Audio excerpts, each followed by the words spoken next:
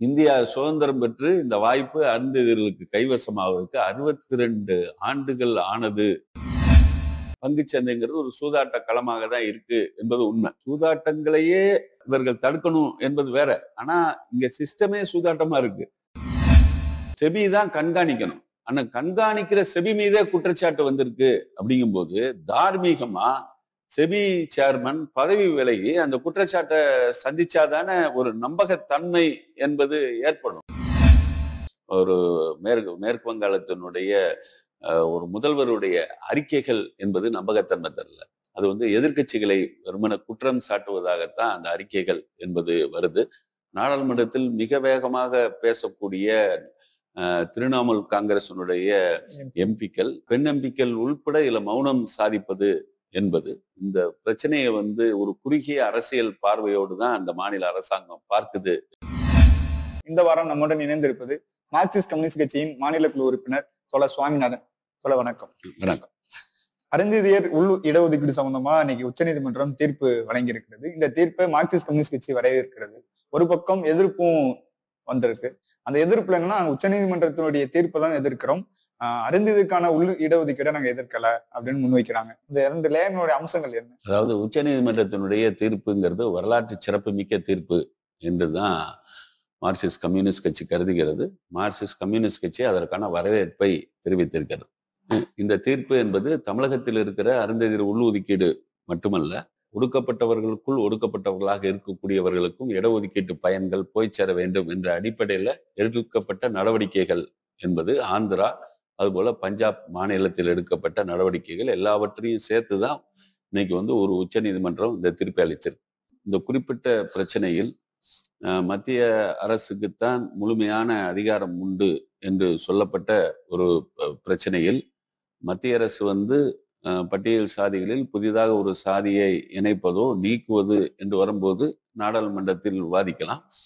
ஆனால் மாநிலங்களில் ஒடுக்கப்பட்ட சாதிகளுக்கு உள்ளேயே மிகவும் ஒடுக்கப்பட்டவர்களாக இருக்கிறவர்களுக்கு ஒரு உள்ஒதுக்கீடு வழங்கக்கூடிய அதிகாரம் என்பது உரிய தரவுகளின் அடிப்படையில பரிசீலித்து மாநில அரசுகளே முடிவெடுக்கலாம் என்ற தீர்ப்பு வழங்கப்பட்டிருக்கு. உரிய தரவுகளின் அடிப்படையில் செய்யப்படணும் என்பது மிக முக்கியமானது. அதுல மார்க்சிஸ்ட் கம்யூனிஸ்ட் கட்சி களத்தில் போய் ஒரு ஆய்வை நடத்தி அந்த கோரிக்கையின் நியாயத்தை முழுமையாக உள்வாங்கி அது அரசியல் களத்துல அந்த கோரிக்கையை பிரதிபலித்தது.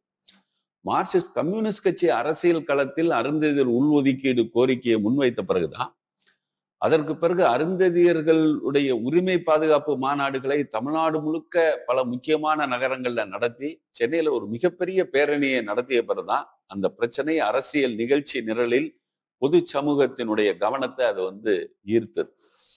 அதற்கு பிறகு நீதிபதி ஜனார்த்தனன் குழுவை அன்று முதல்வராக அந்த டாக்டர் கலைஞர் அமைத்தாரு. ஜனார்த்தனன் குழுவும் இந்த தரவுகளை எல்லாம் பரிசீலித்து தான் அருந்ததியர் உள் ஒதுக்கீடு என்பதை அறிவித்தது. அப்ப அந்த தரவுகள் என்று வரும்போது அன்றைக்கு தமிழகத்தினுடைய ஒரு டாப் எஜுகேஷனல் இன்ஸ்டிடியூஷன்ஸ் என்று சொல்லக்கூடிய பல கல்வி நிலையங்கள்ல அருந்ததியர்கள் அதுவரை 2009 வரை அடியெடுத்து வைக்கல என்பது உண்மை, கசப்பான உண்மை. நீ டோட் 1 கல்லூரிகள் என்று சொல்லக்கூடிய உயர் பொறியியல் கல்லூரிகள்ல அருந்ததியர்களுக்கான பிரதிநிதித்துவம் கிடைக்கல. 18% பட்டியல் சாதிகளுக்கான இடஒதுக்கீடு இருந்தும் கூட அவர்கள் கிடைக்கல.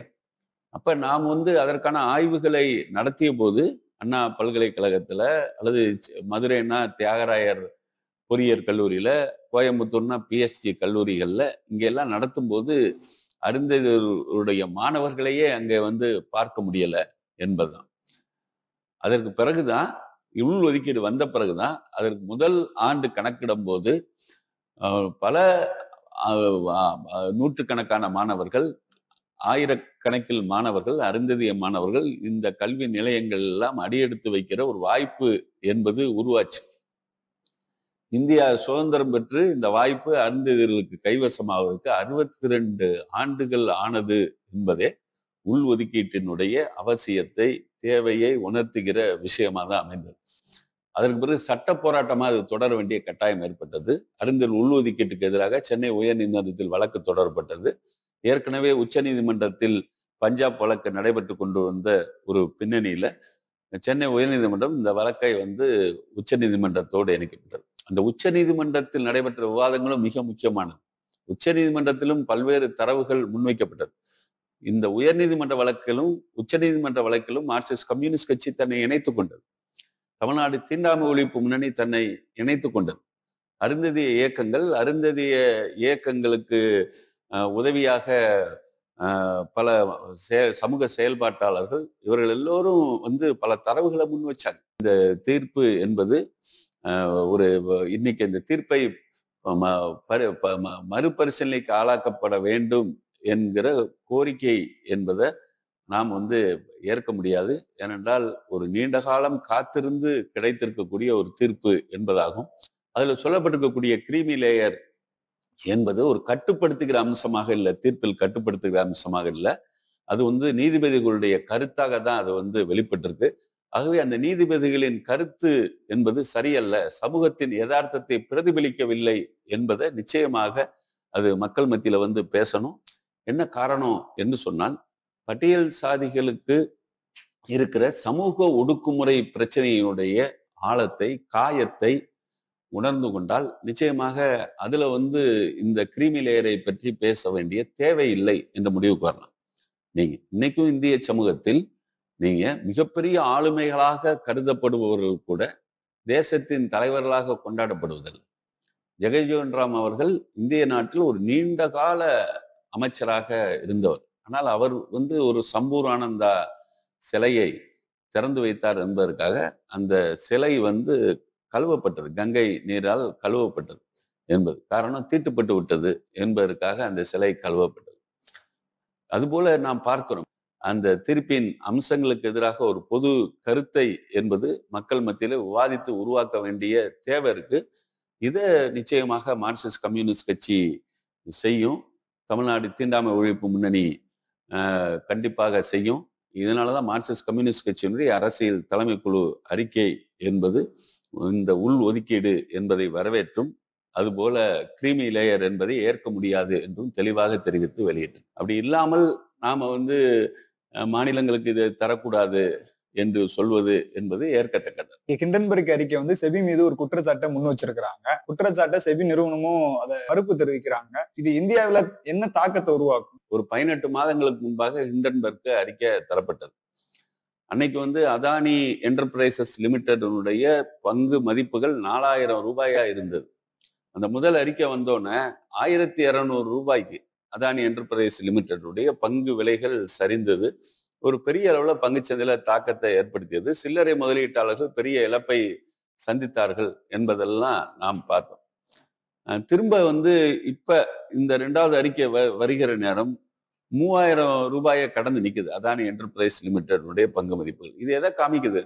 பங்கு சந்தையில நிலவுகிற ஒரு நிறுவனத்தினுடைய விலைகள் என்பது உண்மையில அந்த நிறுவனத்தினுடைய லாபகர தன்மையோடோ அந்த நிறுவனத்தினுடைய செயல் திறனோடோ சம்பந்தப்பட்டதாக இல்லை என்பதைத்தான் வெளிக்காமிக்குது. ஆகவே இதுவே ஒரு அப்பட்டமான உண்மை. பங்கு சந்தைங்கிறது ஒரு சூதாட்ட களமாக தான் இருக்கு என்பது உண்மை. இதுல என்ன வருதுன்னா, அதானி போன்றவர்களுக்கு அரசாங்கத்தினுடைய அரவணைப்பு என்பதும் சேர்த்து இவங்களுக்கு வந்து கிடைக்கிறது என்பதுதான் குற்றச்சாட்டு. இன்னொன்னு, இது போன்ற சூதாட்டங்கள் என்பது கைமீறும் போதாவது, சூதாட்டங்களையே இவர்கள் தடுக்கணும் என்பது வேற. ஆனா இங்க சிஸ்டமே சூதாட்டமா இருக்கு. அப்ப சூதாட்டங்கள் கைமீறும் போதாவது தலையிடுவார்கள் என்று எதிர்பார்க்கப்படுகிற கட்டுப்பாடு அமைப்புகளும் கைகட்டி நிற்குது. இப்ப மும்பை பங்குச்சந்தை மீது வந்திருக்கக்கூடிய குற்றச்சாட்டு மட்டுமில்ல, நீங்க அதற்கு முன்பாக டெல்லி பங்குச்சந்தையினுடைய தலைமை நிர்வாகியாக இருந்த பெண்மணி மீது இது போன்ற குற்றச்சாட்டுகளே முன்வைக்கப்பட்டது. ஆனா இப்ப அந்த விசாரணைகள் எந்த கட்டத்துல இருக்கு, அதுல என்ன உண்மைகள் வெளியே வந்திருக்கு என்பது இன்னைக்கு வந்து பெரிதாக வாதிக்கப்படலை. அதுக்கு அடுத்து மும்பை பங்குச்சந்தையோட நிர்வாகிகள் மீது இந்த குற்றச்சாட்டு என்பது முன்வைக்கப்பட்டுருச்சு. இவங்க தங்களுடைய முதலீடுகளை அதானி சம்பந்தப்பட்ட நிறுவனங்கள்ல செய்திருக்கிறார்கள், அதற்கு மொரீசியஸ் வழியை பயன்படுத்தியிருக்கிறார்கள், பெர்முடா வழியை பயன்படுத்தியிருக்கிறார்கள் என்பது வருது. என்ன பிரச்சனை? எது மொரீசியஸ் வழி? மொரீசியஸ்ங்கிறது ஒரு சின்ன நாடு. அதோட மக்கள் தொகை 12 லட்சம் தான். தமிழ்நாட்டோட ஒரு மிகச்சிறிய மாவட்டம் எது என்று எடுத்து பார்த்தால் கூட அந்த மாவட்டத்தை விட மிக குறைவான மக்கள் தொகை கொண்ட நாடா இருக்கு அது. அப்ப அந்த நாடு மூலமாக தான் இந்தியாவிற்குள் வருகிற அந்நிய முதலீடுகள் வந்து பட்டியல்ல அந்த நாடு தான் முதல் இடத்தில் இருக்கு அப்படின்னாலே என்ன அர்த்தம்? அது மொரீசியஸ்ல இருந்து வர்ற முதலீடுகள்ல எங்கெங்கோ இருக்கக்கூடிய கணக்கில் வராத பணம் மொரீசியஸ் மூலமாக அனுப்பப்படுது, அல்லது மொரீசியஸை சாராத பல நிறுவனங்கள் இந்த வரி சலுகையை பயன்படுத்துவதற்காக மொரீசியஸ்ல தங்களை பதிவு செய்து கொண்டு வர்றாங்கிறது இது ஒண்ணும் ரகசியம் இல்லையே. ஹிண்டன்பர்க் வைக்கக்கூடிய அறிக்கையை முற்றிலும் அவங்க எதிர்க்கிறாங்க, மறுப்பு தெரிவிக்கிறாங்க. அவங்க வந்து ஒரு பொய்யான குற்றச்சாட்டை முன்வைக்கிறாங்க. ஹிண்டன்பர்க்கை தவிர்த்து விட்டு பார்த்தாலும் கூட இப்ப நாம எழுப்புகிற கேள்விகளுக்கெல்லாம் பதில் வேணும்ல, நீங்க மொரீசியஸ் வழி முதலீடுகளை அரசாங்கம் வந்து அனுமதிக்க கூடாது, அப்படி ஒரு வரி சலுகைகளை தவறாக பயன்படுத்துவதை அனுமதிக்க கூடாதுங்கிறது ஹிண்டன்பர்க் வந்தோன முன்வைக்கிற கோரிக்கை கிடையாது. காலாகாலமா இடதுசாரி கட்சிகள் பேசிட்டு வர்ற விஷயம். மொரீசியஸ் வழி என்பது ஒரு கள்ளத்தனமாக இந்திய நாட்டில் முதலீடுகளை அனுப்புவதற்கு பயன்படுத்தப்படுது. இறக்குமதிக்கான பில்லை வந்து அதிகமா காமிச்சு அந்த அதிகமா கிடைக்கிற பணத்தை எல்லாம் மொரீசியஸ் மூலமாக ரூட் பண்றாங்க என்பது. இப்ப இதுல குற்றஞ்சாட்டப்படுவது அதானியினுடைய சகோதரர் அவருடைய நிறுவனத்துல இவர்கள் எல்லாம் முதலீடு செய்திருக்கிறார்கள் என்பது வருது. செபி தான் கண்காணிக்கணும். ஆனா கண்காணிக்கிற செபி மீதே குற்றச்சாட்டு வந்திருக்கு அப்படிங்கும்போது தார்மீகமா செபி சேர்மன் பதவி விலகி அந்த குற்றச்சாட்டை சந்திச்சாதானே ஒரு நம்பகத்தன்மை என்பது ஏற்படும். இந்த பங்குச்சந்தையில இப்ப வெளியிட்ட இந்த ஹிண்டன்பர்க் அறிக்கையினால எந்த ஒரு தாக்கமும் உருவாகல. ஆனா நீங்க தொடர்ந்து இடதுசாரிகள் இந்த அறிக்கையை ஒட்டி பங்குச்சந்தை வீழ்ச்சியை நோக்கி போய்கிட்டு இருக்கு அப்படின்னு முன் வச்சுக்கிட்டே இருக்கு. பங்குச்சந்தையோட தாக்கத்தை வச்சு முடிவுக்கு வரணும்னா முதல் அறிக்கை வந்தோன்னே பங்குச்சந்தையில இவ்வளவு பெரிய ரத்த ஆறு ஓடிச்சே, பங்கு சந்தை வந்து மிகப்பெரிய பாதிப்பு ஏற்பட்டுச்சே, அப்படின்னா அப்பவே அந்த முடிவுக்கு வரணும்ல என்பது. இன்னைக்கு தாக்கம் இல்லைன்னு சொல்லும் போது அதனால இது முறைகேடு இல்லைன்னு சொன்னா அப்ப அவ்வளவு பெரிய தாக்கத்தை இந்திய பங்கு சந்தையை எதிர்கொள்ளலையா? அப்ப பிரச்சனை என்ன அப்படின்னு சொன்னால், நீங்க பங்கு சந்தை என்பது அது இந்திய ஆட்சியாளர்களால் அது வந்து ஒரு முறையாக நிர்வகிக்கப்படுகிற அமைப்பா இல்லை. நீங்க அதுல பங்கு விலைகள் சரியுது அதனால ஒரு விஷயம் உண்மை, அல்லது பங்கு விலைகள் இன்னைக்கு சரியல அதனால ஒரு விஷயம் வந்து உண்மை இல்லை அப்படி நம்ம வந்து பேசல நமக்கு பார்க்கும்போது, இல்லையா? அப்ப நமக்கு எதை முன்வைக்கிறோம்னா, அரசாங்கமே ஒரு பிரச்சாரத்தை பண்ணுது. என்ன பிரச்சாரத்தை பண்ணுது? அதானி மீதான குற்றச்சாட்டு இந்த தேசத்தின் மீதான குற்றச்சாட்டு அப்படின்னு முன்வைக்கிறாங்க. அரசாங்கத்தினுடைய பொருளாதார நிபுணர்களே இது தேசத்தின் மீதான தாக்குதல் அப்படின்னு பேசுறாங்க. அங்கதான் நாம எழுப்புகிறோம் இந்த கேள்வி என்பது. அப்படி பங்குச்சந்தை இருக்கா? பங்குச்சந்தை ஒரு நிறுவனத்தின் உண்மை மதிப்பை விளக்குதா? ஒரு பங்குச்சந்தை ஒரு நிறுவனத்தினுடைய செயல் திறனுக்கு அடையாளமாக இருக்கா என்பது. ஒரு பொதுத்துறை நிறுவனங்களுடைய பங்குகள் வந்து ஏன் இப்படி வந்து ஒரு பெரிய சூதாட்டத்திற்கு ஆளாகாமல் இருக்கு, ஆனா தனியார் நிறுவனங்களுடைய பங்குகள் மட்டும் வந்து ஏன் இவ்வளவு எகிறுது, ஏன் இவ்வளவு வீழ்ந்து, இல்லையா? எகிரும் போதும் பெரு நிறுவனங்கள் லாபம் சம்பாதிக்குது, கீழே வீழும் பொழுதும் பெரு நிறுவனங்கள் வந்து லாபம் சம்பாதிக்குது. ஏன் வீழ்ச்சி ஏற்படுதுன்னா, செயற்கையாக பங்கு விலைகள் ஏற்றப்பட்டால் ஒரு கட்டத்தில் அது வீழ்ச்சியை சந்திச்சுதான் ஆகும், இல்லையா நமக்கு? ஆகவே இதுல வந்து பங்கு சந்தை எப்படி வினையாற்றுகிறது என்பதை வைத்துக்கொண்டு முறைகேடுகளுடைய மெய்த்தன்மை பற்றி முடிவுக்கு வரல. அந்த முறைகேடுகள் முறையாக விசாரிக்கப்படுவதில் தான் அதனுடைய மெய்த்தன்மை பற்றி முடிவுக்கு வரணும். ஆனா இப்பவும் கூட பங்குச்சந்தையில தாக்கம் ஏற்பட்டது, ஏற்படாமல் இல்லை. இப்பவும் பங்குச்சந்தையில தாக்கம் ஏற்பட்டது. இவங்க எதை ஒப்பிடுறாங்கன்னா, முதல் அறிக்கை வந்த போது ஏற்பட்ட தாக்கம் இப்ப ஏற்படுதான்னு பேசுறாங்களே தவிர தாக்கமே இல்லைன்னு சொல்ல முடியாது. கடந்த 5 ஆண்டுகளை விட சில்லறை பணவீக்கம் வந்து குறைஞ்சிருக்கு. அதை எப்படி பாக்குறீங்க? அடிப்படையா என்னன்னா, புள்ளி விவரங்கள் எப்படி கட்டமைக்கப்படுதுங்கிறது பேஸ் எஃபெக்ட்மாங்க. எதை அடிப்படையாக கொண்டு இந்த சதவீதம் சொல்லப்படுது என்பதுதான். இப்ப ஜூன் மாதத்துல இருந்த விலைகளை விட ஜூலைல குறைஞ்சிருக்கு அப்படி இல்லை இதோட அர்த்தம். ஜூன் மாதத்துல இருந்த விலைகளை விட ஜூலைல குறைஞ்சிருக்கு அப்படின்னு சொன்னால் இதோ மக்களுக்கு வந்து ஓரளவு பரவாயில்ல, அவங்களுக்கு வந்து ஒரு நிவாரணம் கிடைக்குதுன்னு சொல்லலாம். போன ஆண்டு ஜூலை மாதம் எவ்வளவு பணவீக்கம் இருந்துச்சு, விலைவாசி உயர்வு எவ்வளவு இருந்துச்சு, அதன் மீது இந்த ஜூலை மாதம் கணக்கிடப்படுது. இது வந்து ஜூலை 2023க்கும் ஜூலை 2024க்குமான ஒப்பீடு தான் இப்ப வெளியிடப்பட்டிருக்கு.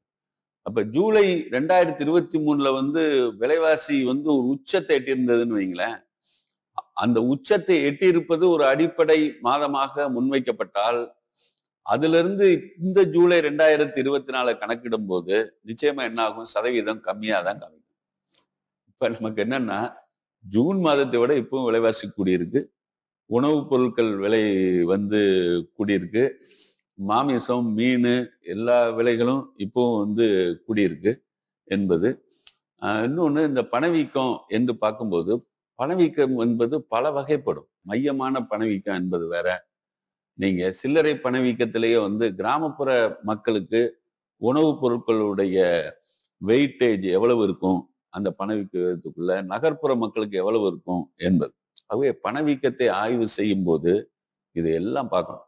அப்படி பார்த்தால்தான் ஒரு அரசாங்கம் விலைவாசியை கட்டுப்படுத்துவதற்கான முயற்சியை எடுக்க முடியுமே தவிர, வெறும் புள்ளி விவரங்களை வைத்துக்கொண்டு புள்ளி விவரங்கள்ல பணவீக்க விகிதம் குறைந்து விட்டது என்று சொல்வது மக்களை திசை திருப்புவது. புள்ளி விவரங்கள் எப்பவுமே பசியை ஆத்த என்பது. புள்ளி விவரங்கள் சொல்லும்போது அதுக்கு உண்மையா பொய்யான்னு தெரியாது. அதை பயன்படுத்துவர்கள் தான் அதை வந்து ஒரு உண்மையான விவரங்களை புள்ளி விவரங்கள் எடுக்கணும். பொய்யாக மக்கள் மத்தியில வந்து அந்த புள்ளி விவரங்களை முன்வைக்க கூடாது என்பதுதான். இதுல வந்து பணவீக்கம் குறைந்திருக்கிறது என்று சொல்வது புள்ளி விவரங்களை பயன்படுத்தி மக்கள் மத்தியில ஒரு பொய்யான தோற்றத்தை உருவாக்குவது என்பது.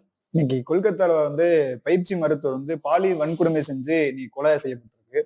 தொடர்ந்து ஐடுவா, டிஒஎஃப்ஐ, சிபிஎம் மருத்துவர் உள்ளிட்டு தொடர் போராட்டத்தை இந்தியா முழுவதும் நடத்திக்கிட்டு இருக்கிறாங்க.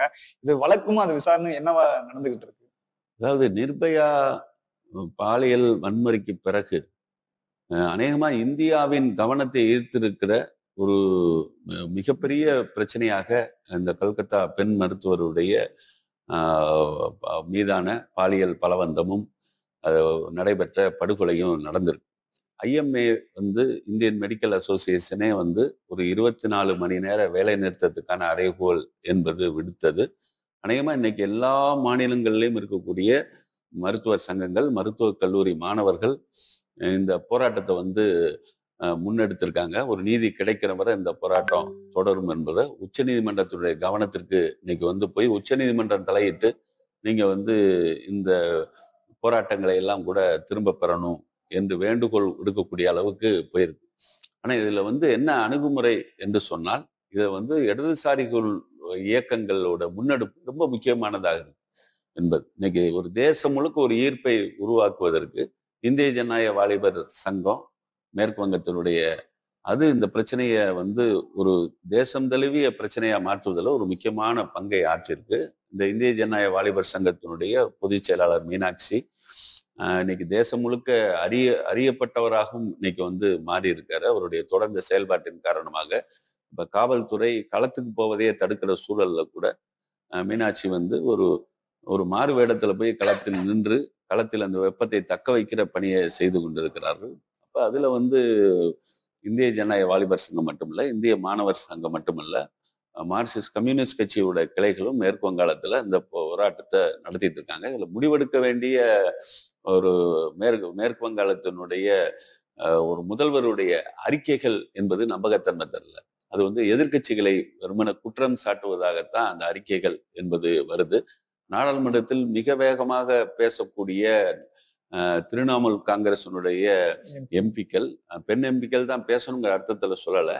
ஆனால் பெண் எம்பிக்கள் உள்பட இதுல மௌனம் சாதிப்பது என்பது இந்த பிரச்சனையை வந்து ஒரு குறுகிய அரசியல் பார்வையோடு தான் அந்த மாநில அரசாங்கம் பார்க்குது என்பதற்கான வெளிப்பாடாக இருக்கு. தொடர்ந்து பாஜக அரசாங்கம் வந்து ஒரு குற்றச்சாட்டை முன்வைக்கிறாங்க.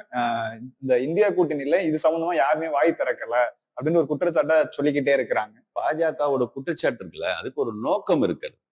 பாஜகவோட குற்றச்சாட்டு இன்னொன்று, பாஜக ஆட்சி பதில் சொல்ல வேண்டிய பல விஷயங்கள் இருக்கு. நீங்க மேற்கு வங்காளத்துல வந்தோன்னா இவ்வளவு பேசுகிற பாரதிய ஜனதா கட்சி மணிப்பூர்ல வந்து நடு வீதியில வந்து ஒரு பழங்குடி பெண் இழுத்து வரப்பட்ட காட்சியை பார்த்து நாடு முழுக்க திகைச்சு நின்னுது. நீங்க இந்திய பிரதமருக்கு வந்து அம்பானி வீட்டு திருமணத்துக்கு போறதுக்கு நேரம் இருக்கு, ஆனா மணிப்பூருக்கு போக நேரம் இல்லை அப்படின்னு சொன்னால் அதை எப்படி புரிந்து கொள்வது? இதை பற்றி பேசுவதற்கான தார்மீக தகுதி பாரதிய ஜனதா கட்சிக்கு கிடையாது. மார்க்சிஸ்ட் கம்யூனிஸ்ட் கட்சியுடைய அகில இந்திய மாநாடு வந்து மதுரையில நடக்க இருக்கிறது. இந்த மாநாடுடைய சிறப்பு அம்சங்கள் என்ன? அதாவது மார்க்சிஸ்ட் கம்யூனிஸ்ட் கட்சியினுடைய மாநாடுகள் என்பது ஒரு கட்சியோட மாநாடாக மட்டும் இல்லை, அது வந்து தேசம் சந்திக்கக்கூடிய பல்வேறு பிரச்சனைகளை பற்றிய ஒரு வெளிச்சத்தை தருகிற மாநாடுகளாக தான் மார்க்சிஸ்ட் கம்யூனிஸ்ட் கட்சியினுடைய மாநாடுகள் இருக்கு. தமிழ்நாட்டுல மார்க்சிஸ்ட் கம்யூனிஸ்ட் கட்சியினுடைய மாநாடு அதுவும் மதுரையில நடைபெறுவது என்பது மிக சிறப்பான விஷயம். காரணம் என்னன்னா, மதுரையில இது 3வது முறையாக மார்க்சிஸ்ட் கம்யூனிஸ்ட் கட்சியினுடைய மாநாடு நடைபெறும். 1953 நடைபெற்றது, 1972 நடைபெற்றது, 1900 இப்ப 2024 நடைபெற இருக்கு. 3வது முறையாக மாநாடு என்பது மதுரையில நடைபெற இருக்கு. மதுரை வந்து பொது உடைமை இயக்கத்தினுடைய பாரம்பரியமான தலங்கள் ஒன்று. மதுரை நிறைய தியாகிகளை பொது உடைமை இயக்க தியாகிகளை வந்து இந்த மண்ணுக்கு தந்திருக்கக்கூடியது. மார்க்சிஸ்ட் கம்யூனிஸ்ட் கட்சியினுடைய தலைமையகமாக மதுரை செயல்பட்ட காலங்கள் உண்டு. மார்க்சிஸ்ட் கட்சியினுடைய அற்புதமான தலைவர்கள் மதுரையிலிருந்து செயல்பட்டாங்க. தமிழ்நாட்டை பொறுத்தவரை இது 5வது மாநாடாக கோயம்புத்தூர்ல ஒரு முறை நடந்திருக்கு, சென்னையில நடைபெற்றிருக்கு என்பது.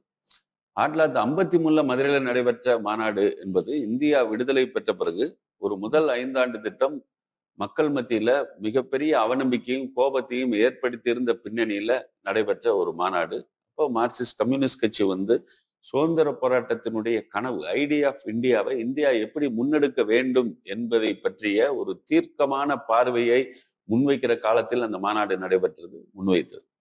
1972 நடைபெற்ற மாநாடு என்பது இந்தியா வந்து அவசர நிலை பிரகடனத்தை நோக்கி இழுக்கப்படுகிற ஒரு சூழல்ல ஜனநாயக மறுப்பு என்பது அரசியலில் கட்டவிழ்த்து விடப்பட்ட ஒரு சூழல்ல அது அவசர நிலை பிரகடனத்துக்கு முன்னால நடைபெற்ற மாநாடு மட்டுமல்ல, இந்திய தேசத்தினுடைய ஒருமைப்பாடு என்பதும் தேசிய இனங்களின் உரிமைகள் பற்றிய ஒரு சிறப்பான விவாதத்தை நடத்தி அதற்கான ஒரு ஆவணத்தை நிறைவேற்றிய மாநாடாக அது அமைந்தது. அதுபோல 92 சென்னையில் நடைபெற்ற போது உலகம் முழுக்க சோசியலிச முகாம் பின்னடைவை, சோவியத் யூனியன் பின்னடைவை சந்தித்த வீழ்ச்சியை சந்தித்த ஒரு காலத்துல உலகம் முழுக்க இது தத்துவத்திற்கு ஏற்பட்ட பின்னடைவு அல்ல, தத்துவத்தை நடைமுறைப்படுத்தியதில் ஏற்பட்ட தவறுகளினால் நிகழ்ந்த பின்னடைவு என்கிற வெளிச்சத்தை தந்த மாநாடாக அந்த மாநாடு என்பதும் நடைபெற்றது. கோவை மாநாடும் வந்து ஒரு இடதுசாரிகள் ஒரு மிகப்பெரிய பங்களிப்பை ஒரு மக்கள் மத்தியில ஒரு இந்திய பொருளாதார பாதையில் மாற்று எப்படி அமைய வேண்டும் என்ற விவாதத்தை ஐக்கிய முற்போக்கு கூட்டணி அரசுக்கு வெளியிலிருந்து ஆதரவு தந்த சூழல்ல நடைபெற்ற மாநாடு. இதுபோல 2024 ஒரு வலதுசாரி திருப்பத்திற்கு இந்திய தேசம் ஆளாகி இருக்கிறது என்று பேசப்படக்கூடிய ஒரு சூழல்ல, மக்கள் ஒற்றுமை கேள்விக்குறியா இருக்கக்கூடிய சூழல்ல, பொருளாதார பாதையில் ஒரு சரியான மாற்றை முன்வைக்க வேண்டிய ஒரு சூழல்ல நடைபெறுகிற மாநாடு. நிச்சயமாக இந்த மாநாடு என்பது மார்க்சிஸ்ட் கம்யூனிஸ்ட் கட்சிக்கு மட்டுமல்ல, ஒரு தேசத்திற்கும் ஒரு மிக முக்கியமான திசைவெளியை காண்பிக்கிற மாநாடாக இருக்கும் என்பதுதான் இந்த மாநாட்டினுடைய சிறப்பு. பல்வேறு செய்திகளை நம்முடன் பகிர்ந்திருக்கிறார். ரொம்ப நன்றி தோழர்.